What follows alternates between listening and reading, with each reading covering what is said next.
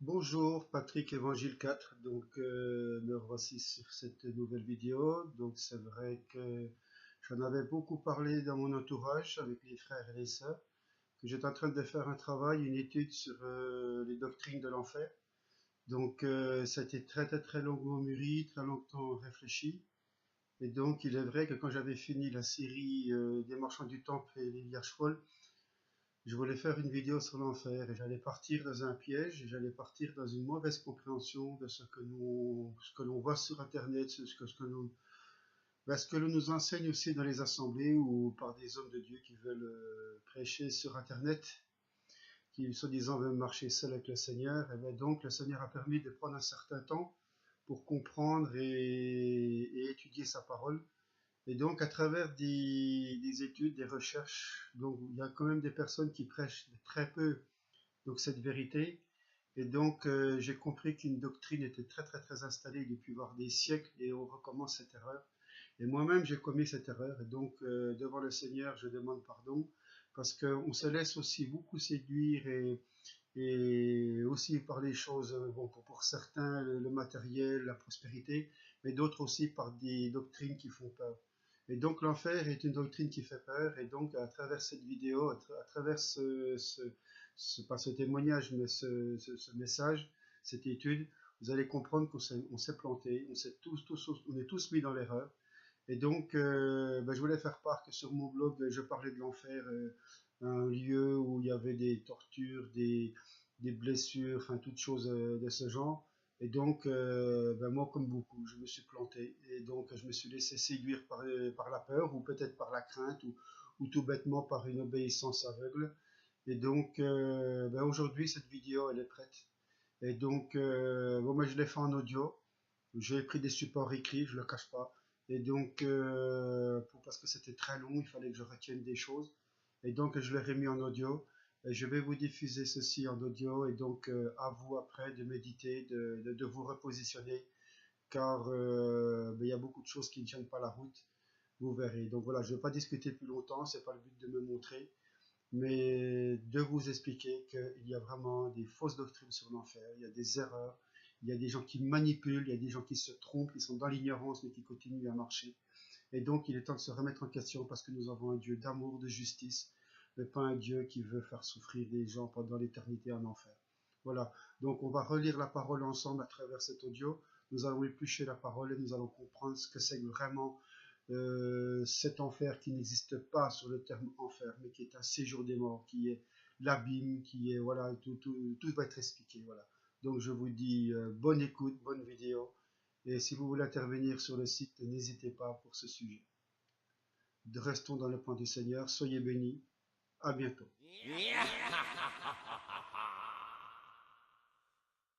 Cette étude expliquera les mauvaises interprétations religieuses des Écritures qui enseignent des fausses doctrines païennes et alternent le véritable motif de Dieu. On verra aussi que les visions rapportées sur ce lieu pour des personnes se disant chrétiennes est totalement fausse et loin de la parole de Dieu. Cette étude vous démontrera que ces visions et ces songes ne viennent pas de Dieu, mais de celui qui terrorise le monde entier. Il y a urgence de faire tomber toutes ces fausses doctrines qui ne sont pas de la parole de Dieu. Il y a beaucoup de faux raisonnements qui se disent sur ce lieu, avec beaucoup de visions et de songes qui ne viennent pas de Dieu, mais du malin. Ces fausses croyances ont été implantées par le malin et séduit le monde entier, qui transmet des peurs et des terreurs en tordant l'évangile et la bonne nouvelle du royaume du Christ, que le Christ nous a apporté de notre Créateur qui est l'Éternel. Le Christ nous dit que notre Père est parfait, mais les dieux qui ont façonné les religions, ceux-là, tous ces dieux qui sont façonnés par ces religions, ceux-là ne sont pas parfaits, mais il y a un ennemi derrière tout ça, un adversaire qui s'oppose, qui transgresse toutes les voies divines de Dieu. Veillez à être vigilants et prenez garde. La Bible nous dit qu'il est malin et ne nous cache pas qu'il est tout-puissant. Et il peut mettre tout un monde dans le mensonge et l'ignorance. Il en est le prince de ce monde. Ce lieu est nommé à la fois séjour des morts, lac de feu, la géhenne, le shéol, l'abîme, le tartin ou l'enfer. Comprenez la différence entre ces mots? et leur réelle signification. Maintenant, remettons tout dans l'ordre et dans tous les temps où telle et telle chose sont prédestinées. On sait sur l'enfer que ses premières traces sont d'origine de la Mésopotamie antique, sur des sites authentiques sumériens. Inscrits sur des tablettes de pierre, on peut lire la descente de Ishta aux enfers. Ishta est une déesse nommée la reine du ciel. La Bible nous mentionne les cultes dédiés à cette déesse. Les Sumériens avaient aussi cette grande peur de l'enfer. Leur dieu de l'enfer était Nerdal, et sa femme déesse est Erakishdal. Dans quel couple de dieux des déesses règnent en enfer et font subir des souffrances et des tortures éternellement aux âmes des humains? Ensuite, on retrouve cette doctrine dans les croyances païennes grecques, dans la mythologie grecque. L'enfer est le royaume des morts. C'est un lieu souterrain où règne le dieu Hadès et sa déesse. Et là aussi font souffrir les âmes éternelles. Ici, on peut voir que le culte sumérien sur l'enfer se perpétue chez les Grecs. On voit ici des couples de dieux et de déesses qui règnent, comme un endroit qui a été bâti par eux, même pour brûler ou torturer les âmes éternelles. Qui a donné cette croyance aux hommes? D'un lieu où les âmes de ceux qui meurent se retrouvent dans d'atroces souffrances où règnent des dieux, des déesses, des démons, qui font souffrir dans d'atroces souffrances et torturent éternellement. Ensuite, ça s'est retrouvé dans toutes les religions. Par exemple, on retrouve dans les églises catholiques des anciens tableaux peints, des fresques, des dessins qui montrent un enfer, où l'on voit des humains souffrir dans le feu et torturés par des démons et qui sont copropriétaires de cet endroit et ouvriers de Dieu en même temps. Celui qui a transmis ces croyances, ces doctrines, ces peurs aux tout premiers humains, comme les Sumériens, a réussi à faire que ça se retrouve encore aujourd'hui dans la bouche de ceux qui se nomment bergers, pasteurs, papes, tous ces chefs religieux, ce qu'ils transmettent, ce qu'ils ont appris par les hommes de ce fait. Ils ont tordu le véritable évangile de Dieu apporté par le Christ en implantant leurs croyances païennes, en mélangeant tout ça. Ces croyances sont des plantes que le Seigneur n'a pas plantées. Dans son champ, toutes plantes que les semeurs plantent et qui sont mauvaises seront déracinées. Il n'est pas parlé ici de celles qui brûlent au soleil ou étouffées par des ronces. C'est toujours la bonne semence. Mais là, c'est une mauvaise semence et je me répète, sera déracinée. L'Écriture nous dit que l'ivraie s'est mélangée avec le blé. Alors prenons garde. Beaucoup témoignent avoir vécu des songes, des visions en enfer, accompagnés par des anges, ou Jésus lui-même, ou Dieu, pour leur montrer des gens qui souffrent terriblement par des démons qui font que l'on revient à d'anciennes croyances de peuples qui rendaient plusieurs cultes à de faux dieux, c'est-à-dire Satan et un tiers des anges, qui, je le rappelle, étaient au ciel, donc ils sont très nombreux à tromper toute l'humanité depuis le début de la création même. Donc, qui a donné cette croyance aux hommes? Qui est ce Dieu qui attire les nations entières par la peur? Tout ceci n'est pas compatible avec la qualité dominante de Dieu, qui est l'amour inconditionnel. Ceci va essayer de rétablir de grandes vérités dans la parole de Dieu pour que son évangile puisse briller, comme autant il a été annoncé par le véritable annonciateur de la bonne nouvelle. Mettons une lumière sur tout ce qui est faux. Au sujet de l'enfer, existe-t-il vraiment un enfer de feu, où les âmes des hommes, des femmes, des enfants, des vieillards condamnés souffrent éternellement après leur mort? Serons-nous dans un tourment de l'enfer en ce moment même de notre mort? Dans la Bible, ce lieu terrible enseigné se nomme séjour des morts, lac de feu, la géhenne. Nous verrons plus loin la différence de la géhenne primitive et la géhenne spirituelle. Le Sheol, l'abîme, le tartin ou l'enfer, ces mots ne veulent pas dire la même chose. Elles sont bien différentes. On va prendre les Écritures, suivre l'enseignement qu'elle va nous apporter. Je vais répondre à des questions sur ces fausses doctrines enseignées par les religions ou mouvements quelconques auxquels, pour la plupart des brebis, ont accepté. Prenons Romains 6, verset 23. Romains 6, verset 23. Car le salaire du péché, c'est la mort. Ici, il est dit que le salaire du péché, c'est la mort et rien d'autre que la mort. Par contre, le don gratuit de Dieu, c'est la vie éternelle, son Christ. Dans le cas contraire, c'est la mort et non la souffrance éternelle. Sinon, dans ce verset, il nous l'aurait dit. Dans ce verset 20, il nous l'aurait dit. Dieu ne force pas l'homme à vivre éternellement dans sa présence, car il a créé l'homme libre, et ici, il met deux choix, la vie éternelle ou la mort. La souffrance éternelle par le feu et les démons ne ferait pas de nous des hommes libres, mais plutôt on s'approcherait de lui par la peur. Ça ferait que Dieu travaille avec la peur et non avec le cœur. Lisons Ecclésiaste 9 à partir du verset 3 jusqu'à 10. Ecclésiaste 9 à partir du verset 3 jusqu'au verset 10. Et nous allons retenir que quelques versets. Ceci à partir du verset 3. Ceci est un mal dans tout ce qui se fait sous le soleil, quand même accident arrive à tous. Aussi le cœur des hommes est rempli de malice. La folie est dans leur cœur pendant leur vie. Après quoi ils s'en vont chez les morts, car il y a de l'espérance pour quiconque est encore associé à tous les vivants. Et même un chien vivant vaut mieux qu'un lion mort. Les vivants, en effet, savent qu'ils mourront, mais les morts ne savent rien. Il n'y a plus pour eux de récompense, car leur mémoire est mise en oubli. Aussi leur amour, leur haine, leur envie a déjà péri, et ils n'ont plus à jamais aucune part dans tout ce qui se fait sous le soleil. Va, mange avec joie ton pain et bois gaiement ton vin, car Dieu a déjà tes œuvres pour agréables. Qu'en tout temps tes vêtements soient blancs et que l'huile ne manque point sur ta tête. Vis joyeusement tous les jours de la vie de ta vanité, avec la femme que tu aimes, qui t'a été donnée sous le soleil pour tous les jours de ta vanité, car c'est là ton partage dans la vie, et au milieu de ton travail que tu fais sous le soleil. Tout ce que ta main trouve à faire, fais-le selon ton pouvoir, car il n'y a ni œuvre, ni pensée, ni science, ni sagesse dans le sépulcre où tu vas. La Bible Fillon dit au séjour des morts.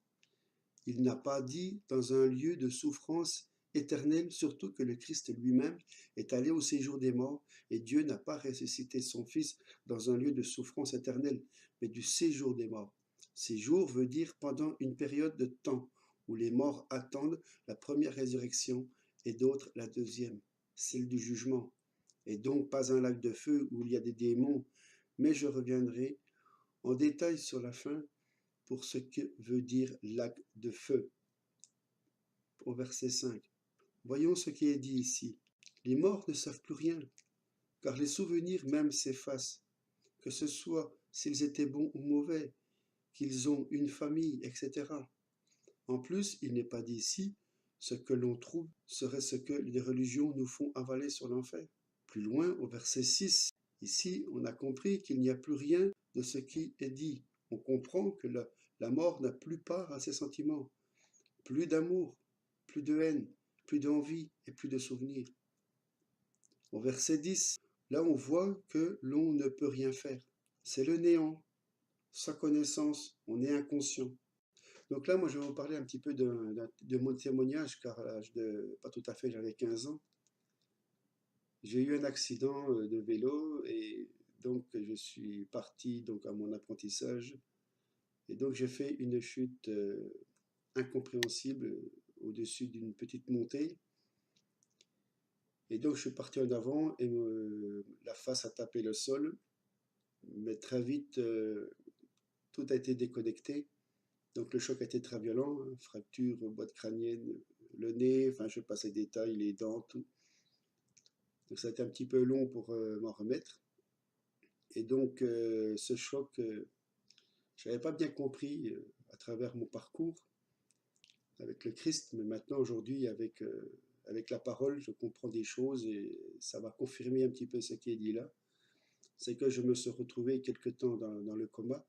On dit ça coma parce que c'est un terme terrien, on va dire, hein, médical. Et donc, je peux vous confirmer que quand on se retrouve dans une situation comme ça, il n'y a rien. C'est un néant. Il n'y a plus rien. On ne sait plus qui on est, on ne sait plus quoi. Et pour une raison, au bout de certains temps, le son, les bruits seront venus comme si ça venait de loin. Et ensuite, tout doucement, ben je me suis rappelé de qui j'étais. J'ai ouvert les yeux et la suite, vous connaissez, hein, On comprend qu'on a eu un accident et on est pris en charge. Mais je peux vous confirmer que pendant ce temps-là, après le choc, il n'y a rien. C'est totalement vide. C'est néant. On ne sait plus qui on est. Je ne me rappelle plus du choc. Je ne me rappelle de plus rien. Ni la douleur, ni rien. Voilà ce que je voulais partager. Je ferme cette petite parenthèse. Donc tout ce qui est enseigné sur les souffrances dans un lieu qui se nomme enfer n'est pas compatible avec l'enseignement de Dieu. Cela ne vient pas de lui, au contraire. On continue dans Psaume 146 à partir du verset 6. Pardon, du verset 4. Psaume 146, verset 4. Son souffle s'en va, il retourne à la poussière, et ce jour-là, ses desseins périssent. Ici, il est dit que leur dessein, c'est leur pensée, entre autres. Donc, le mot ne pense plus à rien. Et quand les gens meurent, leur pensée cesse immédiatement ce même jour. Ce verset n'est pas compatible avec l'idée que les morts vont entrer dans une souffrance, dans un lieu de torture. On pourrait supposer que s'ils souffraient alors que la parole dit qu'ils ne sentent rien, vous voyez que ce n'est pas compatible. Ils sont inconscients. Alors pourquoi Dieu contredirait-il à la souffrance? Demandez-vous pourquoi les morts doivent-ils souffrir s'ils ne sont conscients de rien? Il n'y a ni aucun sentiment. Alors comment la mort qui rend inconscient sans pensée, sans sentiment, le mort peut-il sentir une douleur? On ne doit pas nier les déclarations bibliques, l'enseignement du Père. On continue dans Psaume 115 à partir du verset 17. Psaume 14, verset 17. Les morts ne loueront point l'Éternel, ni tous ceux qui descendent au lieu du silence. Mais nous bénissons l'Éternel dès maintenant et à toujours, louer Dieu. Ici, le Père nous enseigne que le séjour des morts n'est pas un lieu où l'on adore Dieu, donc il y a un lieu de silence. Il n'y a pas de cri. Personne qui a des sentiments et des douleurs. Si on met une parenthèse à chaque élément important de ce que notre Créateur nous enseigne ici, on comprend que le mort est conduit dans un lieu de silence, où il n'y a rien, et non un lieu de douleur et cri. Je me répète, les morts ne savent plus rien, quoi que ce soit. Donc beaucoup prêchent l'enfer, ce qui crée des conversions par la peur, pour rejoindre des mouvements religieux ou autres. Il y a soi-disant ceux qui se disent prophètes ou prophétesses, qui témoignent sur l'enfer, et ces témoignages vous glacent le sang. Mais tout ceci, sachez-le, est loin de la sainteté de Dieu. Comme il a été dit, ni feu, ni souffrance. Et qu'est-ce que font les morts? Prenons 2 Timothée 4 au verset 3 à 4. 2 Timothée 4, versets 3 à 4. Car il viendra un temps que les hommes ne souffriront point la sainte doctrine, mais qu'ayant une démangeaison d'entendre des choses agréables, ils s'assembleront des docteurs selon leurs propres désirs, et ils fermeront l'oreille à la vérité, et se tourneront vers des fables. Il faut savoir que nous connaissons les dieux païens. Les païens n'ont pas le Dieu unique créateur éternel, mais ils le décortiquent en plusieurs faux créateurs, et leur doctrine est loin de la sainte doctrine. Maintenant que nos oreilles se ferment sur ces fausses doctrines, sur ces faux docteurs autour de vous, et demandons à Dieu de nous donner sa vérité. Sa sainteté nous dépasse, et ne pas lier à lui ces fausses doctrines qui altèrent son image. Qu'est-ce que les morts font? Lisons Daniel 12 au verset 2. Daniel 12, verset 2. Et beaucoup de ceux qui dorment dans la poussière de la terre se réveilleront, les uns pour la vie éternelle, les autres pour l'opprobre et une infamie éternelle. Ici, les morts se réveilleront pour la vie éternelle pour certains et les autres pour l'opprobre, pour la honte éternelle. On comprend qu'ils sont privés de la vie éternelle vers Dieu, donnée par son Fils. Ils ne reçoivent pas la lumière, n'ont pas cru en son Fils. Alors, ils périssent à tout jamais, car il est écrit, « Heureux les morts qui entendront ma voix. » Périr veut dire destruction, plus de traces d'existence, une honte éternelle. Il n'y a plus de chance que l'âme est détruite pour la seconde mort. Dans cette doctrine de souffrance éternelle païenne n'est pas la gloire du Créateur éternel. Prenons Jérémie 51, verset 57. Jérémie 51, verset 57. J'enivrerai ses princes et ses sages, ses gouverneurs, ses magistrats et ses hommes de guerre. Ils s'endormiront d'un sommeil éternel et ne se réveilleront plus, dit le roi, dont le nom est l'Éternel des armées. Ici, Dieu ne dit pas qu'il les enverrait dans un lieu nommé enfer pour souffrir par le feu ou les démons, mais plutôt dans un sommeil éternel. Cela veut dire qu'ils n'auront pas part à la première résurrection, mais au jugement. Pourtant, ils ne font pas la volonté de Dieu, et on peut voir que la mythologie de l'enfer n'est pas mentionnée par Dieu. Il est dit ici qu'ils s'endormiront, ne trouveront que leur sommeil. On continue dans Luc 8, versets 52 à 53. Luc 8, versets 52 à 53. Et tous pleuraient et se lamentaient à cause d'elle. Mais il dit, ne pleurez point, elle n'est pas morte, mais elle dort. Et ils se moquaient de lui, sachant qu'elle était morte. Vous voyez bien que la première mort n'est pas la mort pour Jésus, puisque les âmes ressusciteront. Ils ne sont pas dans un lieu éternel, mais provisoires. Car pour le Christ et pour Dieu, les véritables qui font sa volonté savent qu'il y a la première et la seconde mort. Alors il nous dit, elle n'est pas morte, mais elle dort. Rejetons ceux qui prêchent que les morts sans Christ, sans avoir été convertis, iront en enfer. Et ceux aussi qui disent qu'ils vont directement au ciel, pour l'éternité, car pour le monde, comme pour les bons et les mauvais, ce lieu est provisoire, un séjour pour être précis. Maintenant, on peut se poser la question, quand un homme pécheur meurt, peut-il rejoindre l'enfer pour subir de torture par des démons? La parole de Dieu nous montre bien que les morts ne souffrent pas. On n'a pas vu qu'ils perdent tous ses, on a vu qu'ils perdent tous ses sens, ses sentiments, dans un repos, un sommeil provisoire, qui est la première mort. Restons dans la sainte doctrine qui était annoncée d'avance. Ensuite, s'ils subissent d'atroces tortures par les démons provenant directement des croyances païennes et acceptées par les chrétiens, sachez que les dieux des païens sont réels, ce sont des démons. Satan a une grande armée avec lui pour séduire et induire en erreur, comme rapporté dans les visions et les songes et approuvé par les chefs religieux en diffusant ces témoignages, qui glacent le sang de ceux qui les entendent. Une telle peur leur tombe dessus qu'il fait que ce n'est plus par l'amour qu'on prend le chemin de Dieu, mais par la peur, et cela les oblige à ne pas faire surtout la volonté de Dieu, mais celle de la religion dans ses fausses doctrines, ses fausses visions, songes où des démons sont en train de torturer les morts, à des âmes sans corps, pour être précis, car le corps retourne à la poussière, du moins si les faux docteurs le savent. Et pourtant, s'il n'y a pas de corps, je ne sais pas comment font ces démons qui arrivent à couper le bras de ceux qui étaient voleurs dans ce lieu nommé enfer par les religions. Ils arrivent aussi à torturer sexuellement ceux qui se sont pervertis dans le sexe. Ils arrivent aussi à couper les langues des moteurs. Certains ont vu des fans de Michael Jackson forcés à danser et chanter. Ça me fait rire. D'autres ont vu des conteneurs brûlants remplis de personnes à l'intérieur, et dans leur vision, ils reçoivent l'ordre de témoigner ce qu'ils ont vu pour terrifier. Si je continue, ça va amener par la compréhension à un fou rire. Mais les vrais enfants de Dieu savent par discernement que cela ne vient pas de Dieu. Dieu n'a pas besoin d'agir par cette façon de terrifier les nations, ni le limiter par cela n'est pas de notre Père. Qu'est-ce que Dieu nous dit par sa parole?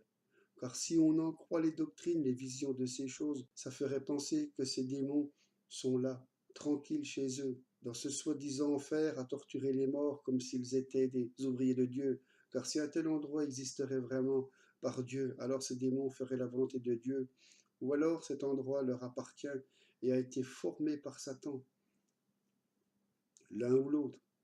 Ni l'un ni l'autre n'est la parole de Dieu. Les démons ne coupent pas la langue des menteurs, mais ils sollicitent à le faire du temps du vivant. Ils ne coupent pas le bras du voleur, mais encouragent le voleur, pas dans le vivant sur terre. Il ne faut pas inverser les rôles des démons. Eux ont quitté la lumière de Dieu. Ce lieu nommé enfer sont des doctrines païennes, que ce lieu n'a rien à voir avec notre Créateur. Ni dans ce lieu Les démons sont placés pour vous faire subir d'atroces souffrances. Eh bien, voyons ce que nous dit la parole de Dieu dans le cœur, dans l'esprit, dans les Écritures. Lisons Apocalypse 12 à partir du verset 9. Apocalypse 12, verset 9. Et le gros dragon, le serpent ancien, appelé le diable Satan, qui séduit tout le monde, fut précipité en terre, et ses anges furent précipités avec lui.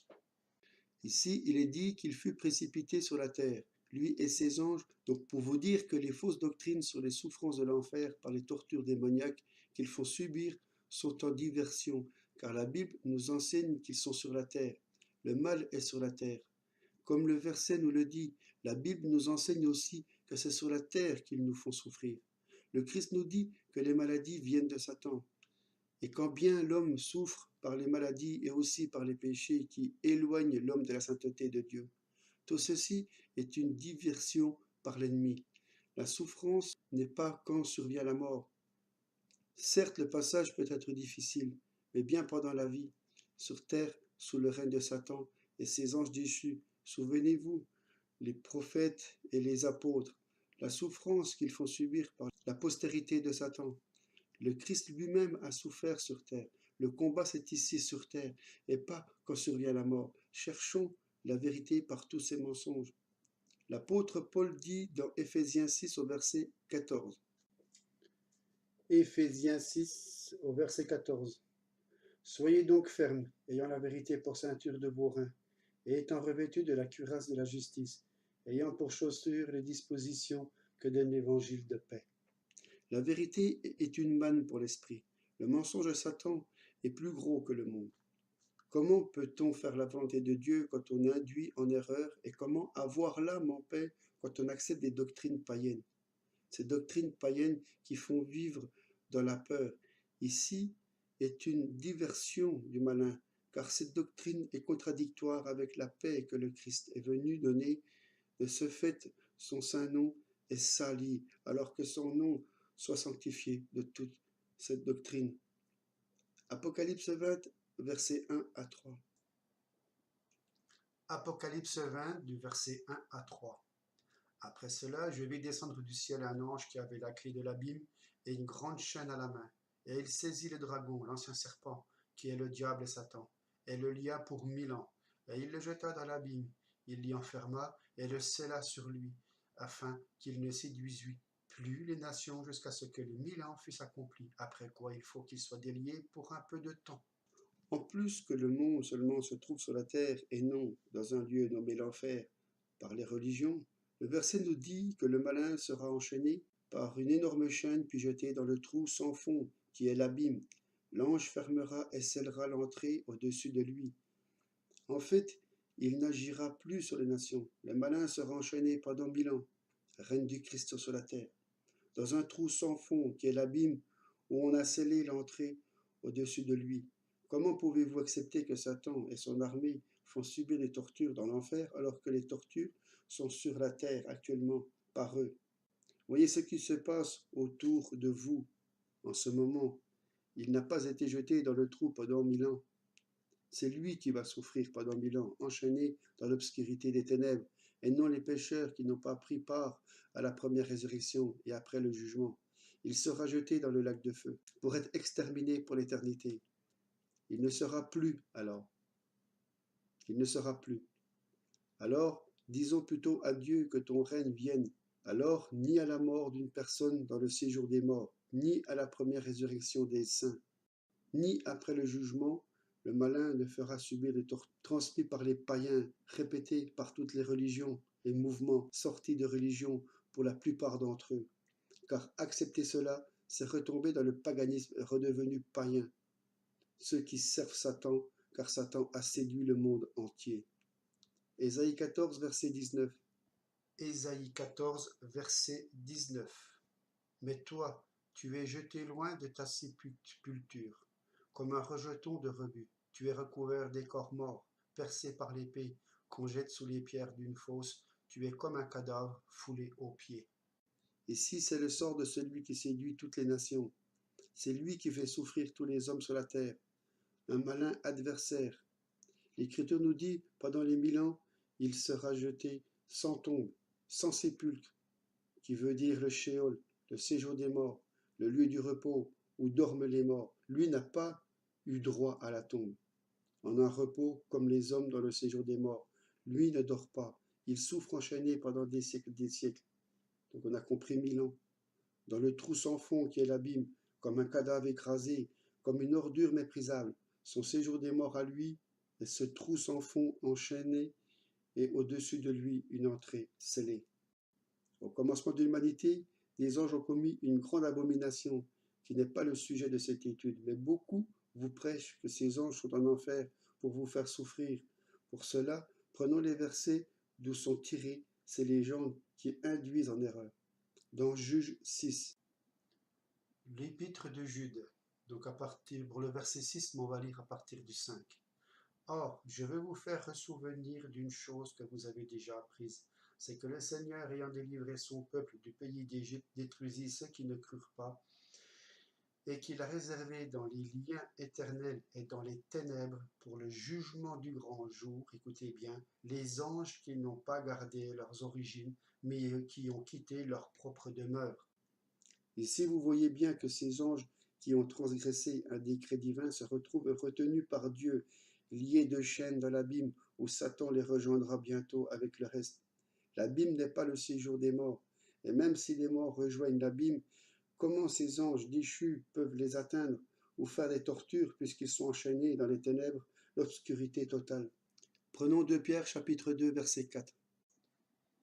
2 Pierre 2 chapitre 4. Car si Dieu n'a point épargné les anges qui avaient péché, mais si, les ayant précipités dans l'abîme, il les a liés avec des chaînes d'obscurité et les a livrés pour y être gardés jusqu'au jugement. Et s'il n'a point épargné le monde, bon, vous lirez la suite.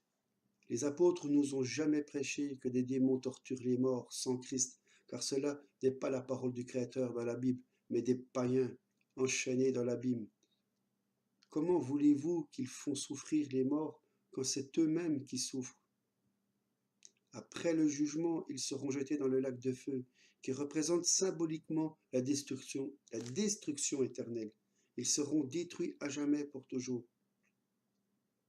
Maintenant, nous savons que ceux qui prêchent ces mauvaises visions sont pas de Dieu, mais du malin, mais de croyances païennes qui ont été transmises de génération en génération et qui se retrouvent encore bien ancrées à notre époque. Le séjour des morts est un lieu provisoire de repos, de sommeil, de silence. L'origine du mot enfer a-t-il été trouvée dans ce que l'Écriture nous dit, inspiré de Dieu? Ce mot enfer a vu le jour par les catholiques romains, les catholiques grecs. Ils furent les premiers à traduire les Écritures à partir des Écritures originales. Si on regarde bien les écrits originaux, grecs et araméens, le mot était soit le Sheol, soit la géhenne, et ces deux mots sont deux choses différentes. Pour le mot enfer, lui, n'existe pas dans les Saintes Écritures. Les Grecs ont traduit les deux mots Sheol et géhenne de l'hébreu et araméen par l'Hadès, car les Grecs ont pour doctrine que le dieu du monde, des morts, s'appelle Hadès, qui est loin d'être le mot original des Saintes Écritures. On sait que la Bible a été traduite à partir des textes grecs, et c'est pour cela qu'on fait face à beaucoup d'erreurs, car les textes appelés saints et véritablement originaux sont les textes hébreux et araméens. Par exemple, le Christ ne parlait pas le grec, mais l'araméen. Les apôtres aussi. Donc le mot original a été traduit beaucoup plus tard par les Grecs par le mot Hadès, qui est une divinité païenne grecque. Vous allez voir que ces faux dieux vont tomber après cette étude. À cette époque, il n'y avait pas beaucoup de scribes juifs convertis en Christ. Alors ce sont les scribes catholiques grecs qui ont traduit beaucoup plus tard les textes hébreux et araméens, qui a fait que cela a perdu son sens original. Car avec leur culture différente, ça a fait un grand mélange. Surtout que les textes hébreux et araméens ont été écrits par les apôtres en personne. Beaucoup ont été détruits par ceux qui ont persécuté l'Église de Dieu, les premiers chrétiens, les véritables chrétiens. Et cette persécution a bien continué après les apôtres. Ensuite, les catholiques romains, eux, ont traduit les Écritures à partir des textes grecs en latin. Sachez que le mot enfer est français, qui n'est pas employé dans toutes les traductions en française. les traductions françaises, pardon. Il a été employé par quelques traducteurs français pour exprimer le sens du mot grec Kélades ou Tartin, et qui ne sont pas les mots Sheol ou Géhenne. Cette erreur a de graves conséquences. On dira, cette erreur n'a pas-t-elle fait du bien? La prédication de cette doctrine de l'enfer n'a-t-elle pas autrefois attiré beaucoup de gens dans les églises, et encore maintenant? Et nous, on dira que chaque erreur n'a fait de bien véritable, mais toujours du mal. Les personnes qui ne sont pas converties par la vérité, par la parole vivante de Dieu, se sont converties par erreur. C'est grave pour des millions de personnes qui ont accepté cette doctrine qui ne sont pas de la parole vivante de Dieu. Comme l'enfer religieuse, ces personnes sont terrorisées quelque part par eux-mêmes, même s'ils vous disent que tout est parfait, et comprenez qu'ils se sont convertis par la peur et non convertis de cœur. Cette doctrine païenne a été réintroduite par la papauté, les premiers papes, pour augmenter le nombre de ses adhérents dans leur église et pour augmenter ses richesses. Et cela continue encore. Cette peur continue à remplir les églises chrétiennes et des gens se convertissent par la peur. Et l'erreur, et sans le savoir, ces personnes sont restées païennes aux yeux de Dieu, comme de l'ivraie qui pousse dans le champ de blé. Ils prennent le nom de chrétiens sans être réellement convertis par la vérité. Ils sont simplement effrayés par des erreurs ou séduits par des avantages de conditions terrestres qui leur sont promis par des chefs religieux. Satan est lui-même l'auteur de cette terrible doctrine qui a engendré des millions de malheureux. Vérifiez, ce mot enfer est purement catholique et repris par toutes les religions après elle. Et dans ce mot, ils ont fait exprimer des souffrances, des démons, du feu qui brûle comme la déesse grecque, le dieu des enfers. Les Écritures ne parlent pas de cette doctrine en elles. Rejetons tous ceux qui prêchent le mot enfer, ou s'ils vous témoignent leur vision avec ce mot.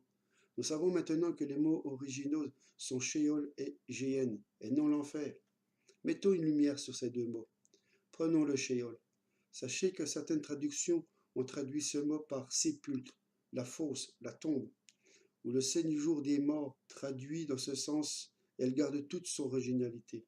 La traduction la plus complète est le séjour des morts, qui est un lieu où l'on peut trouver deux endroits différents, un lieu nommé à la fois la fosse, l'abîme, le trou sans fond. Ensuite, on a nommé le tombeau, le sépulcre, le repos. Voyons ensemble le lieu nommé l'abîme qui se trouve dans le séjour des morts, le Sheol. Il est composé de deux endroits. Ni dans l'un ni dans l'autre on peut trouver des démons qui torturent ou du feu qui brûle, et ce soi-disant feu est associé à la géhenne dans les Écritures, mais pas au Sheol. On verra plus loin pour la géhenne qui n'est pas du tout ce feu que les gens s'imaginent à cause des religions. Pour la compréhension du lieu nommé dans la Bible, la fosse, le trou sans fond. Prenons Apocalypse 20, versets 1 à 3. Apocalypse 20, du verset 1 à 3. Après cela, je vis descendre du ciel un ange qui avait la clé de l'abîme et une grande chaîne à la main. Et il saisit le dragon, l'ancien serpent, qui est le diable et Satan, et le lia pour 1000 ans. Et il le jeta dans l'abîme. Il l'y enferma et le scella sur lui, afin qu'il ne séduisît plus les nations jusqu'à ce que les 1000 ans fussent accomplis, après quoi il faut qu'il soit délié pour un peu de temps. Ce lieu est l'abîme, le trou sans fond, qui se trouve dans la partie basse du Sheol, la partie basse du séjour des morts. Il est écrit qu'une entrée est scellée. Sachez que le séjour des morts est provisoire. Un séjour est un temps provisoire, car même Satan est là provisoirement et pour un certain temps, le fameux 1000 ans. Comme dans la partie basse et la partie haute, le séjour est provisoire. Dans la partie basse du séjour des morts, Sheol, qui est l'abîme, nulle part il est dit qu'il y a du feu, du soufre, ni démons qui sont censés nous torturer, selon ce que disent certaines religions ou mouvements. Que ce soit la partie basse où Satan sera enchaîné, ou la partie haute que l'on verra après, aucun feu est encore moins pour l'éternité, car ce lieu est provisoire. Restons bibliques et dans la parole de Dieu, et non celle des hommes et leur raisonnement. Prenons Ésaïe 14, du verset 9 à 10. Ésaïe 14, verset 9 à 10. Le sépulcre profond s'émeut devant toi pour venir à ta rencontre. Il réveille devant toi les trépassés, tous les puissants de la terre. Il fait lever de leur trône tous les rois des nations. Tous, ils prennent la parole et te disent, toi aussi, te voilà sans force comme nous, tu es devenu semblable à nous. Il est dit ici que le séjour des morts s'agite à la venue de Satan. Ce ne sont pas les morts qui sont agités, mais le séjour des morts. De pouvoir s'emparer de Satan, il est écrit. Le séjour des morts révèle pour Satan les Réphaïm. Ceux-là ne sont pas humains, donc c'est bien le séjour des morts qui s'agite, pas les morts. Mais il révèle les ouvriers de Satan. Il les soulève de leur trône, et une fois les Réphaïm réveillés, ils leur disent tous à Satan, toi aussi tu es désormais sans force comme nous, tu es devenu pareil à nous. Satan va séjourner dans le séjour des morts, le Sheol, mais dans la partie basse où les faux dieux, sans force, souffrant, enchaînés, où ils portent des scellés qui les séparent de la partie haute. Mais ni feu, ni fausse doctrine n'est mentionné par Dieu. Ésaïe 14 à partir du verset 15. Ésaïe 14, verset 15. Mais tu es descendu dans le sépulcre, dans les profondeurs du tombeau. Cela confirme la partie basse du séjour des morts, nommé l'abîme, le trou sans fond, la fosse, et ce lieu se trouve dans le Sheol. Ésaïe 14, verset 19. Ésaïe 14, verset 19. Mais toi, tu es jeté loin de ta sépulture, comme un rejeton de rebut. Tu es recouvert des corps morts, percés par l'épée, qu'on jette sous les pierres d'une fosse. Tu es comme un cadavre foulé aux pieds. Voyez ce qui est dit ici. Pas de tombe pour lui, qui veut dire pas de repos, pas de sommeil, car ce qu'on appelle tombeau ou sépulcre dans le séjour des morts, c'est la partie haute du séjour des morts, dont ces anges déchus ne sont pas mélangés dans la partie haute où dorment les âmes. Vous avez compris que ceux qui sont dans la partie basse ne se reposent pas dans une obscurité totale, comme un cadavre écrasé dans la roche, sans force. 2 Pierre 2, chapitre 4. Car si Dieu n'a point épargné les anges qui avaient péché, mais si, les ayant précipités dans l'abîme, il les a liés avec des chaînes d'obscurité et les a livrés pour y être gardés jusqu'au jugement. Et s'il n'a point épargné le monde, bon, vous lirez la suite. Ici, on comprend enchaîné dans l'abîme, là où règnent les ténèbres, pour qu'ils soient gardés en vue du jugement. On vient de voir la partie basse du séjour des morts, qui est l'abîme. Et voici quelques versets qui parlent de la partie haute. Proverbe 15, verset 11. Le sépulcre et l'abîme sont devant l'Éternel. Combien plus les cœurs des enfants des hommes. Ici, on comprend que Dieu connaît le séjour des morts et aussi l'abîme, car ce sont deux endroits. Le Sheol qui veut dire la tombe, et l'abîme qui est un endroit sans tombe qui veut dire sans repos. Proverbe 27 à partir du verset 20. Proverbe 27, verset 20. Le sépulcre et l'abîme ne sont jamais rassasiés, et les yeux de l'homme sont insatiables. Là, on comprend que ces deux lieux ont une signification différente, le Sheol et l'abîme. Donc, la partie haute du séjour des morts est la tombe, et nous voyons que toute la Bible nous enseigne cela, et on comprend l'importance de vérifier les textes hébraïques et araméens. Apocalypse 20 à partir du verset 13. Apocalypse 20 à partir du verset 13. Et la mer rendit les morts qui étaient en elle, la mort et le sépulcre rendit aussi les morts qui y étaient, et chacun fut jugé selon ses œuvres. Ici, l'abîme est nommé la mort. Que ce soit dans l'abîme ou le séjour des morts, ne vous laissez personne vous prêcher un lieu éternel, car l'abîme et le Sheol rendra ses morts pour le jugement final. Quand on lit les Écritures, il faut savoir connaître les temps de chaque chose et les moments sans les mélanger. Il nous faut comprendre le sens réel des mots et versets, et avant de raisonner, laissons Dieu nous le faire raisonner et non les hommes. On va comprendre que le mot enfer a été introduit par la papauté, et par ce mot, ils ont fait exprimer les souffrances par l'Hadès, par les démons et le feu. Hadès est une divinité grecque païenne, un faux dieu parmi les adversaires du véritable Créateur qui est notre Dieu éternel. On a vu que le mot Hadès est un mot grec. Avant d'être traduit en grec, il était hébreu et araméen, et le mot était soit Sheol ou soit la géhenne, selon les circonstances. Et aucun de ces deux mots exprime la souffrance, car pour les vrais chrétiens, ils savent que c'est Dieu qui contrôle le Sheol et la géhenne. Les faux dieux sont sans force, comme on l'a vu. Rejetons cette doctrine. Soyons en paix avec la grâce que Dieu nous donne dans son Christ. Nous avons vu le Sheol, maintenant nous allons passer à la géhenne. Celle-ci est représentée symboliquement pour après le jugement. le châtiment de la géhenne est après le jugement, qui a bien rien à voir avec le séjour des morts, qui est depuis que l'homme a connu la mort. Ceux qui n'ont pas été affranchis des jougs religieux ou sectaires ont été induits en erreur au sujet de la géhenne. Christ nous a établis libres. L'Esprit nous enseigne toutes choses, mais beaucoup d'hommes prêchent ou enseignent de fausses doctrines au sujet de la géhenne et des faux raisonnements sans connaître le sens réel de ce mot et ce qu'il symbolise vraiment, car beaucoup sont scellés par leur religion, doctrine, qui n'est pas la sainte doctrine, et la confession de foi n'est pas la véritable. Ils se laissent conduire par des pharisiens à tout vent de doctrine. Prenons Matthieu 23, verset 15. Matthieu 23, verset 15. Malheur à vous, scribes et pharisiens hypocrites, car vous courez la mer et la terre pour faire un prosélyte. Et quand il est devenu, vous le rendez digne de la géhenne 2 fois plus que vous. Et aussi Matthieu 18 au verset 9. Matthieu 18, verset 9. Et si ton œil te fait tomber dans le péché, arrache-le et jette-le loin de toi, car il vaut mieux que tu entres dans la vie, n'ayant qu'un œil, que d'avoir 2 yeux et d'être jeté dans la géhenne du feu. Là, notre Seigneur nous met en garde ici. Ce mot géhenne représente quoi? Pour que le Christ en fait mentionne le mot géhenne nous vient du grec, car la Bible a été traduite par les textes grecs, comme on peut le voir dans toutes les premières pages des Bibles. Le mot original en hébreu se dit Gel Ben Hinnom, qui veut dire la vallée de Hinnom. Mais les Grecs ont associé le mot géhenne à l'Hadès, comme pour le séjour des morts. Ils ont fait de ces 2 mots un lieu nommé Hadès, où ils associent les souffrances et le feu qui brûle que le dieu Hadès fait infliger aux morts. Rappelez-vous de ce qui a été dit dans le séjour des morts. Les morts sont inconscients. Il n'y est nullement décrit du feu ou odeur de fumée. Pour la géhenne, Dieu nous donne ici la révélation que déjà ont reçue, mais beaucoup sont contrôlés mentalement et spirituellement par les faux docteurs et leur doctrine démon. Ben Hinnom, ce mot a pris naissance dans le sud de la Jérusalem antique. Pourquoi le Christ a-t-il employé ce lieu antique qui remonte à une ancienne époque pour exprimer le jugement final?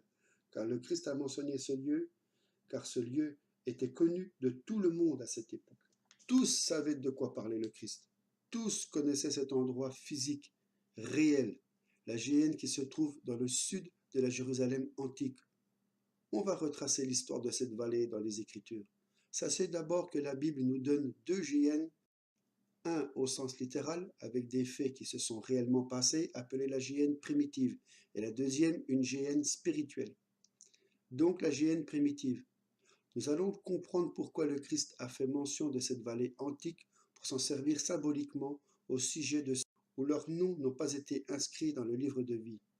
Et pour Satan et ses anges, on va prendre Jérémie pour comprendre symboliquement la géhenne spirituelle. On doit comprendre le mot primitive, que celui qui a des oreilles entende. Jérémie 19, à partir du verset 2 jusqu'à 5.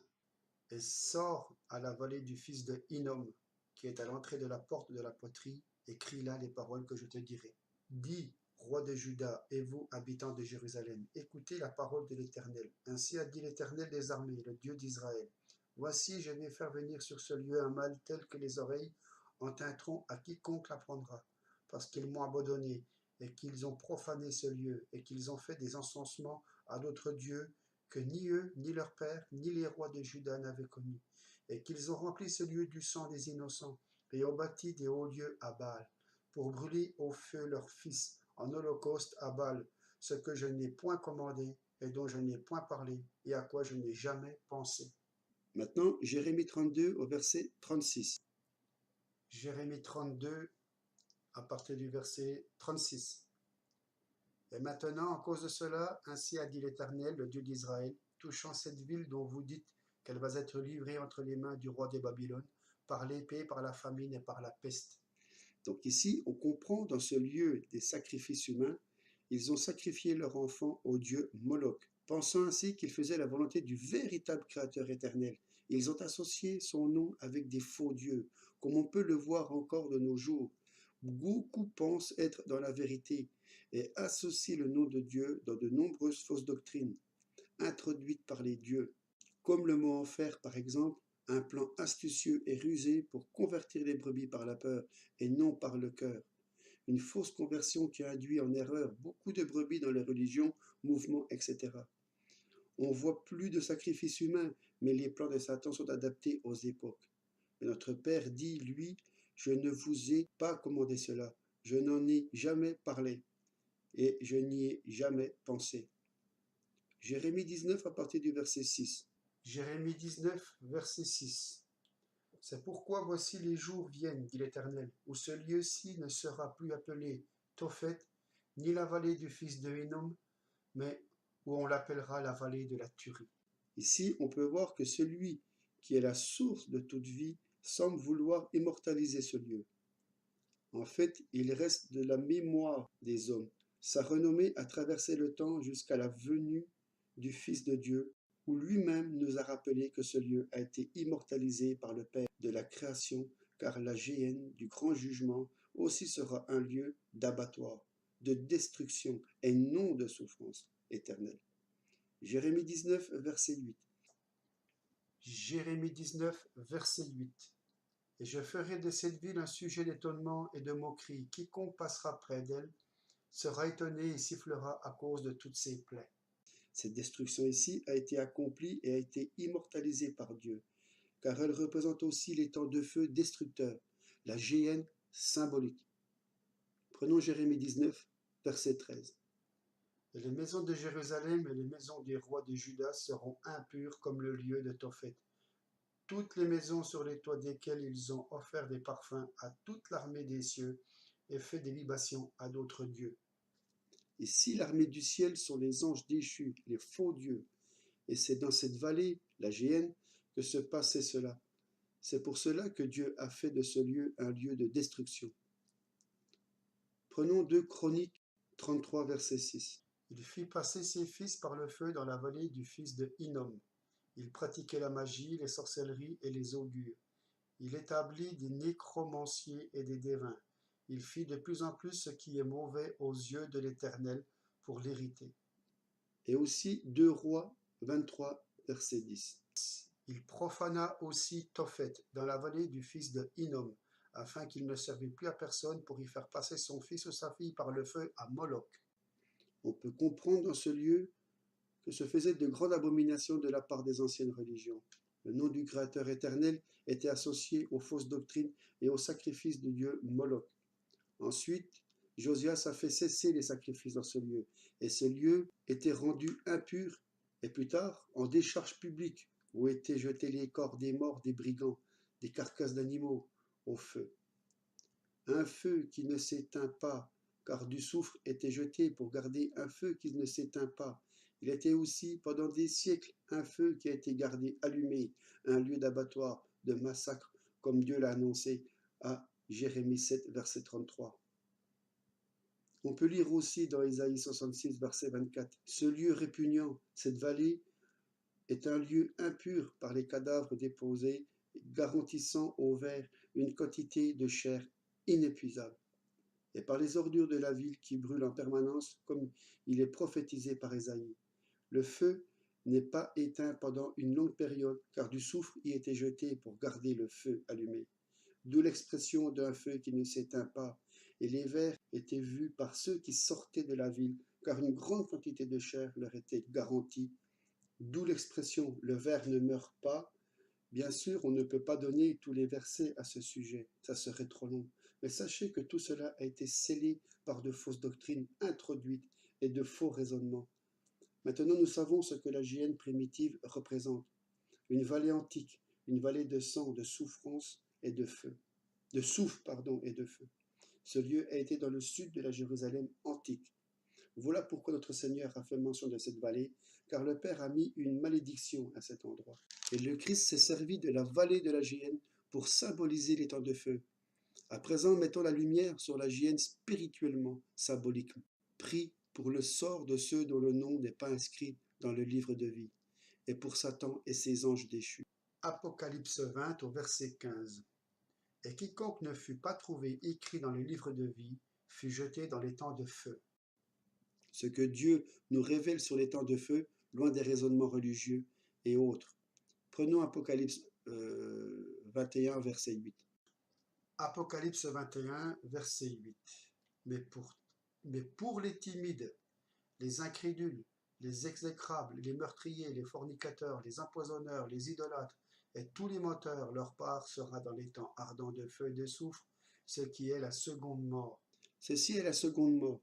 Il est question de la géhenne symbolique, dont un feu symbolique, un soufre symbolique, car le feu et le soufre étaient utilisés dans la géhenne primitive. Mais ici, il s'agit d'un châtiment spirituel par la puissance de Dieu. Le feu et le soufre sont des éléments terrestres. Ils sont utilisés spirituellement, car le feu signifie destruction. Ce verset nous dit, ceci est la seconde mort. On sait que la première mort représente le repos, le sommeil des âmes, mais la deuxième mort représente la mort de l'âme, la destruction éternelle de l'âme, qui veut dire qu'il ne sera plus pour toujours, à jamais, ni dans un lieu de feu, ni dans un autre endroit, et encore moins continuellement. Prenons Matthieu 25 à partir du verset 46. Matthieu 25, verset 46. Et ceux-ci s'en iront aux peines éternelles, mais les justes s'en iront à la vie éternelle. Voyons ensemble cette paix éternelle et ce châtiment éternel, qui est la destruction de l'âme. Prenons 2 Thessaloniciens 1 au verset 9. 2 Thessaloniciens, chapitre 1, pour le verset 29. Mais je vais lire un petit peu avant, à partir du 6. Car il est juste devant Dieu qu'il rende l'affliction à ceux qui vous affligent et qui vous donne à vous qui êtes affligés du repos avec nous, lorsque le Seigneur Jésus, venant du ciel, paraîtra avec les anges de sa puissance, exerçant la vengeance avec des flammes de feu contre ceux qui ne connaissent point Dieu et qui n'obéissent pas à l'évangile de notre Seigneur Jésus-Christ. Et voici le verset 9. Lesquels seront punis d'une perdition éternelle par la présence du Seigneur et par sa puissance glorieuse. Et vous continuerez à lire la suite. Ici, il nous est dit qu'ils ne souffriront pour toujours, mais qu'ils seront détruits pour toujours. Comprenons la parole de Dieu. La deuxième mort représente la destruction de l'âme pour toujours. Voilà ce que veut dire le châtiment éternel. Matthieu 10, verset 28. Matthieu 10, verset 28. Et ne craignez point ceux qui ôtent la vie du corps et qui ne peuvent faire mourir l'âme. Ne craignez plutôt celui qui peut perdre l'âme et le corps dans la géhenne. Et Ézéchiel 18, verset 20. Ézéchiel 18 au verset 20. L'âme qui pêche est celle qui mourra. Le Fils se portera point. Le Fils ne portera point l'iniquité du Père, et le Père ne portera point l'iniquité du Fils. La justice du juste sera sur lui, et la méchanceté du méchant sera sur lui. Le feu de la géhenne a le pouvoir de détruire l'âme et le corps. Le feu de la géhenne symbolique est aussi un feu symbolique, car le feu symbolise la destruction, car le feu que nous connaissons sur la terre n'a pas le pouvoir de détruire l'âme. Il brûlera la chair sans souci. Aussi l'acier a déjà à des degrés élevés, mais l'âme ne meurt pas. Seul Dieu a ce pouvoir et personne d'autre. Les versets nous le disent, l'âme sera détruite par un feu symbolique. Qui peut comprendre le feu symbolique de Dieu? Donc Dieu utilise symboliquement le feu de la géhenne primitive pour que l'homme comprenne, mais les religions et sectes l'ont utilisé très mal pour leur intérêt, entre autres. Quand on fait résonner les versets sans les religions et les sectes, mais par l'esprit, on comprend beaucoup de choses qui sont symboliques pour que l'homme comprenne. Qui peut comprendre ce feu spirituel sur terre? Allons dans Marc 9, versets 47 à 48. Marc 9, du verset 47 à 48. Et si ton œil te fait tomber dans le péché, arrache-le. Il vaut mieux pour toi que tu entres au royaume de Dieu n'ayant qu'un œil, que d'avoir deux yeux et d'être jeté dans la géhenne du feu. Et leur verre ne meurt point, et où le feu ne s'éteint point, car chacun sera salé de feu. Ces versets sont utilisés par un raisonnement religieux qui font croire que l'on va brûler pour toujours continuellement, et des vers qui ne mourront jamais. Mais le sens réel de ce verset, c'est que le Christ lui-même a pris symboliquement la géhenne primitive. Il a pris allusion à des faits déjà passés dans la vallée de la géhenne, comme on l'a vu dans Ésaïe 66, verset 24. À l'époque où Jésus a parlé, les gens connaissaient la prophétie d'Ésaïe 66 au verset 24. Et ces faits se sont accomplis au temps de Jérémie jusqu'à 10 siècles plus tard. Comprenons que la géhenne spirituelle symbolique, ni verre ni rien d'autre, le feu de Dieu détruit l'âme et le corps des hommes pour toujours. et aussi l'esprit de Satan et les anges déchus, ne l'oublions pas. Comment voulez-vous que des vers tiennent dans un feu éternel? Ils ne tiendront même pas une seconde, car tout simplement il n'y aura pas de chair à manger, comme dans la géhenne primitive où il y en avait une quantité inépuisable. Apprenons à connaître Dieu sans les religions et les sectes ou mouvements quelconques, je me répète.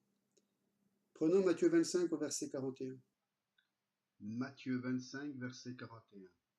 Ensuite, il dira à ceux qui seront à sa gauche, retirez-vous de moi, maudits, et allez dans le feu éternel qui est préparé au diable et à ses anges. À cause des religions, ces versets sont erronés et mal raisonnés. Le sens réel de ce verset est le sens symbolique. Les traducteurs de Bible qui ont pour doctrine l'enfer de souffrance éternelle, ils ont mis le mot éternel, mais si on regarde bien dans la prophétie d'Ésaïe, le feu a fini par s'éteindre, comme il est dit dans Jean 14 au verset 33. Jean 14, verset 23. Jésus lui répondit, si quelqu'un m'aime, il gardera ma parole, et mon Père l'aimera, et nous viendrons à lui, et nous ferons notre demeure chez lui. Ésaïe a dit, un feu qui ne s'éteint pas, faisait allusion au feu de la vallée antique, la géhenne primitive. Ce feu a duré des siècles, mais a fini par s'éteindre. Beaucoup de gens aujourd'hui vont visiter ce lieu à Jérusalem, et cette vallée est devenue un bel endroit. Prenons Matthieu 25 au verset 46. Matthieu 25, au verset 46. Et ceux-ci s'en iront au peine éternel, mais les justes s'en iront à la vie éternelle. Ici, les faux docteurs vous prêcheront de fausses doctrines. Le châtiment éternel pour eux est d'aller en enfer pour des souffrances par des démons. Et comme on l'a vu précédemment dans 2 Thessaloniciens 1 au verset 9, ici nous est révélé que le châtiment éternel est la destruction éternelle. Celui qui n'est pas d'accord avec cela n'est pas en accord avec la parole de Dieu. Prenons Jude au verset 7. Jude au verset 7. Et comme Sodome et Gomorrhe, aussi bien que les villes voisines qui s'étaient abandonnées aux mêmes impuretés et à d'abominables débordements, ont été mises pour servir d'exemple en souffrant la peine d'un feu éternel. Ici, il est dit que ces villes ont été condamnées par un feu éternel. Mais qu'est-ce qu'il en reste encore aujourd'hui de ces villes? Brûlent-elles encore? Non, elles sont détruites, vous êtes d'accord? Donc détruites éternellement, elles n'existent plus. N'allez plus croire qu'avec vos chefs religieux que le séjour des morts et la mort doit souffrir éternellement par le feu et les démons. Le séjour des morts n'est pas un être pour souffrir, mais que ferait le séjour des morts dans ce lieu, lui qui n'est pas un être? Apocalypse 19 au verset 20. Apocalypse 19 au verset 20. Mais la bête fut prise, et avec elle le faux prophète qui avait fait devant elle des prodiges par lesquels il avait séduit ceux qui avaient pris la marque de la bête, et qui avaient adoré son image. Ils furent tous deux jetés vifs dans l'étang ardent de feu. Ils seront jetés vivants, car eux seront encore en vie. Ils ne passeront pas devant le grand jugement. Prenons Genèse 19 au verset 24. Genèse 19 à partir du verset 1 au verset 24. Alors l'Éternel fit pleuvoir sur Sodome et sur Gomorrhe du soufre et du feu, de la part de l'Éternel du haut des cieux. Ici, on voit le feu de Dieu, le même qui est représenté par l'étang de feu ou lac de feu. Il nous est dit une pluie de soufre enflammé pour que l'homme puisse comprendre, mais dans sa conception véritable, le soufre n'en fait pas partie. Nul ne peut connaître la composition de ce feu, le feu de Dieu. Prenons Ésaïe 30 au verset 33. Ésaïe 30 au verset 33. Écoutez bien, car dès longtemps il est réservé pour Tophet, et Tophet est préparé pour le roi. On a fait son bûcher profond et large, avec du feu, du bois en abondance. Le souffle de l'Éternel, comme un torrent de soufre, va l'embraser. On peut voir aussi ici que le soufre est pris symboliquement. Il n'est pas une composition terrestre. Ce feu détruit l'âme et le corps. Beaucoup pensent que ces versets où il est dit dans l'enfer, il y a des grincements de dents et des pleurs. Prenons Matthieu 13 au verset 42. Matthieu 13, verset 42. Et ils les jetteront dans la fournaise ardente. C'est là qu'il y aura des pleurs et des grincements de dents. Ici, vous croyez que si on est dans un feu physique ou spirituel, nous aurons le temps de pleurer ou de gémir, des grincements de dents? Une grande confusion, car la logique des choses c'est de pleurer avant et de grincer les dents après, avant d'être jeté dans ce feu spirituel de Dieu pour une destruction totale. On n'existe plus. Luc 13, verset 28. Luc 13, verset 28. C'est là qu'il y aura des pleurs et des grincements de dents, quand vous verrez Abraham, Isaac et Jacob et tous les prophètes dans le royaume de Dieu, et que vous serez jetés dehors. Et si ce verset nous révèle que les pleurs et les grincements de dents sont avant d'être jetés dans la destruction, conscients d'être privés du royaume de Dieu pour certains et pour leur existence pour d'autres. La parole de Dieu nous explique le sens de ce que veut dire des pleurs et grincements de dents. Alors pourquoi continuons à écouter les faux docteurs qui n'ont pas l'esprit de grâce et de vérité? Ce verset nous dit qu'il y aura des pleurs et des grincements de dents. Donc on comprend bien qu'une grande terreur sera ici avant d'être jetée pour une destruction finale. Maintenant, vous allez vous repositionner sur tout ce qui se fait sur l'enfer. Les vidéos, les visions, etc. Tout ceci est construit par Satan. Pourquoi laisser autant sur Internet tout ceci, toutes ces vidéos, tout ça? C'est pour contrôler par la peur. Pour finir, certains se servent d'une parabole du Seigneur pour dire que les morts souffrent et souffriront éternellement. Luc 16, verset 24. Luc 16, verset 24. Et s'écriant, il dit, Père Abraham, aie pitié de moi, et envoie Lazare afin qu'il trempe dans l'eau le bout de son doigt, pour me rafraîchir la langue, car je suis extrêmement tourmenté dans cette flamme. Il faut savoir que ceci est une parabole métaphorique. Le riche ici s'apprête de passer du séjour des morts au jugement. La parabole nous dit, pendant qu'il est en proie au tourment, il vit de loin Abraham et Lazare en son sein. Ce tourment représente symboliquement le lac de feu, car dans le séjour des morts, on ne souffre pas. Ici, il est en train de passer par la destruction. Il y a des pleurs et des grincements de dents. Le riche pleure au moment de passer à la destruction. Reprenons Luc 13 au verset 28. Luc 13, verset 28. C'est là qu'il y aura des pleurs et des grincements de dents, quand vous verrez Abraham, Isaac et Jacob et tous les prophètes dans le royaume de Dieu, et que vous serez jetés dehors. Le sein d'Abraham représente le royaume de Dieu. Et à ce moment, vous avez compris qu'il est trop tard et qu'on est jeté dehors.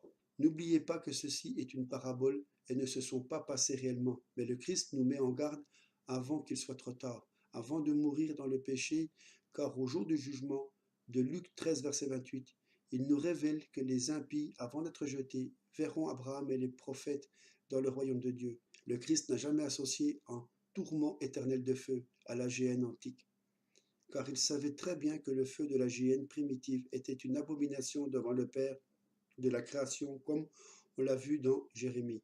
Ils ont fait passer leur enfant dans le feu en sacrifice, ces faux dieux Moloch. Alors maintenant, pouvez-vous croire encore aux faux docteurs ou à ces personnes qui sont allées en enfer? Ne refaisons pas les mêmes erreurs du passé pour les remettre au présent. Mais comment pour ceux qui seraient sauvés pourraient se réjouir au royaume s'ils voyaient leurs enfants, parents, amis, etc. souffrir éternellement en enfer? Comprenez-vous une telle absurdité, une telle idée? Et pourtant, des millions de personnes ont accepté cette croyance. Tirez cette conclusion de l'enfer. Je vous laisse sur cette dernière question et vous avez tous les éléments pour avancer sur ce sujet du mensonge de l'enfer. Soyez dans la paix du Christ. Amen. Bon voilà, je voulais monter cette vidéo, donc c'est vrai que je voulais faire quelque chose de plus animé, de plus percutant au niveau vidéo, mais finalement, au fond de mon cœur, j'ai voulu la faire simple. Donc j'ai laissé cette image simple et j'ai laissé l'audio, et comme ça, vous ne serez pas concentré à regarder les images ou les vidéos, la vidéo, mais c'est surtout d'écouter. Donc écoutez bien ce qui a été dit, ce qui a été dit sur la parole. Reprenez les versets, méditez-les chez lui, reméditez-les bien dans l'ordre, et vous comprendrez bien tout ce qui a été dit. Et je pense que beaucoup vont se repositionner dans cette fausse doctrine. Bon, moi je voudrais témoigner aussi que quand j'ai compris ceci, j'ai eu cette révélation, ça m'a beaucoup soulagé de savoir que il y a une GN, donc la GN dans un sens où il y a un feu spirituel qui détruit l'âme pour toujours. On n'existe plus, la personne n'existera plus. Et c'est là que quand ils seront, on a compris que quand ils seront à ce moment-là, eh ben, il y aura des pleurs et des grincements de dents. Voilà, donc une destruction finale, mais pas éternelle. Donc, quelque part, moi, ça m'a soulagé. Et je demande pardon aussi devant le Seigneur parce qu'on peut encore se laisser emporter par des raisonnements. Et donc, c'est vrai que un soulagement de savoir qu'il y a cette justice beaucoup plus juste que ce mensonge qui est dans cette doctrine, dans ces religions où on fait peur aux gens parce que les gens vont être dans un purgatoire ou qui vont être dans un lac de feu, de torture. Et comme on dit, non, mais c'est pas compatible avec Dieu, tout ça. Donc voilà, et soyez très vigilants sur ce que vous allez ressentir, comme moi et mon épouse nous avons ressenti. Et donc c'est un soulagement, mais c'est pas aussi une position à prendre en tant que chrétien, parce que il faut faire comprendre au monde que on comprend maintenant la force de cette parole que Jésus nous dit, choisissez la vie ou la mort. Donc maintenant là, vous commencez à comprendre le vrai sens de ce verset. Et donc, l'homme est libre. Dieu a laissé l'homme libre de choisir. Nous, en tant qu'enfants de Dieu, nous devons apporter cette lumière et leur préciser que nous avons un choix à faire aussi. Nous avons une marche à faire. C'est vrai que nous sommes sauvés par grâce, nous sommes sauvés par ce que Jésus a fait à la croix, par la bonté de Dieu. Et donc, nous avons aussi notre part à faire. Mais Dieu ne nous l'impose pas. Et donc, si beaucoup veulent continuer à vivre sur cette terre avec toutes ces choses que le diable malin, que le raisonnement humain, que les religions mettent en place, eh bien, c'est un choix. Mais soyez avertis, cette vidéo vous avertit aussi que nous nous plantons dans beaucoup de domaines sur la compréhension de la parole. Voilà, donc je n'en tire aucune gloire personnelle. Je suis simplement utilisé par le Seigneur à la hauteur de ce que je suis dans ma foi. Je suis loin d'être parfait. Je suis loin d'être encore à la réponse de ce que le Seigneur attend de moi. Mais j'ai fait cette vidéo avec cœur. Et donc, maintenant, que chacun puisse se remettre en position. Voilà, dans la vérité. Soyez bénis. À bientôt pour une prochaine vidéo. Que le Seigneur me mettre à cœur ou qu'il y aura une nécessité de préciser, d'avertir, d'alerter. À bientôt.